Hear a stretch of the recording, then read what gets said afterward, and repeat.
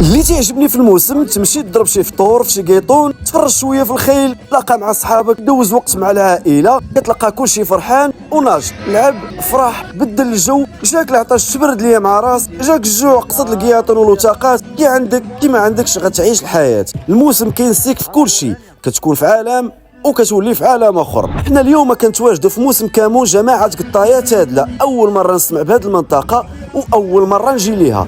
تلاقيت باحسن جمهور واحسن متتبعين اللي شاركوا معايا الفرحه، وهاد الاجواء اللي ما تلقاها في حتى شي بلاصه. كي وصلت للمحرك بان ليا كلشي كيوجد وكل واحد كيدير خدمته باش يكون الموسم في المستوى. ندوزو عند الصربات اللي حتى هما تيوجدوا روسهم وتيسرجوا خيلهم، وكاين الخيل والخير تبارك الله. وصلت وقت الفراجه باش يتلاقاو هاد البارديه مع الجمهور الغفير اللي كيتسناهم يدخلوا يمتعونا بشي قرصات، ونتمنوا لهم السلامه والتوفيق للجميع. كانوا قرصات ملاح وطابلوات زوينين واداء في المستوى. وما نساوش العماره، وهذه منطقه البارود والتبوريده. المغاربه كاملين تيعشقوها، تراث جدادنا، عندنا غير حنا من طنجه للقويره، واللي خاصنا نفتخروا به ونشجعوا الوليدات باش تستمر من جيل لجيل، اللي كيتشاركوا كاملين في بليه وحيده، الخيل والتبوريده.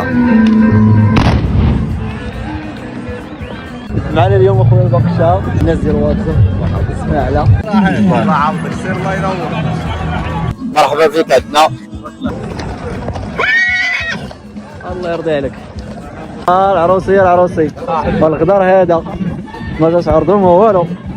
خوتي الموسم ديال الكامون داز واعر كما شفتوا. ما جيت لبجعت البارح في الليل باش نمشي هذا الصباح هذا للفاسيس ان شاء الله. الموسم الفاسيس في فريلقا